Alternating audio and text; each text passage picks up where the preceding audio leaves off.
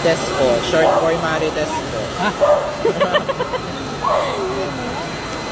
Pangalan nito? Opo. Pangalan. Nickname lang po ni mama ko. Siya po. Kasi pangin yung akin eh. Mari, anong latest? Susulat ko ito, M-test.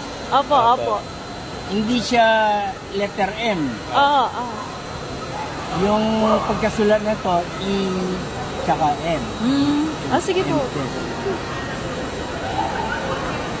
Kasi ano yan eh, Mari, anong latest? Iba ba? Oo. Ayan, lagyan mo doon, pwede maloko. Mamaya. Ayan yung M. Oo, yan, M. Okay po. Ganda.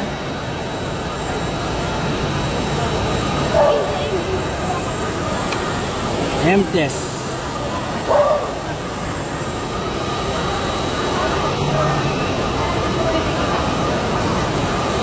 Parang balik ko dito. Diba? Paano ito yung A o pag pinalik mo? Baba.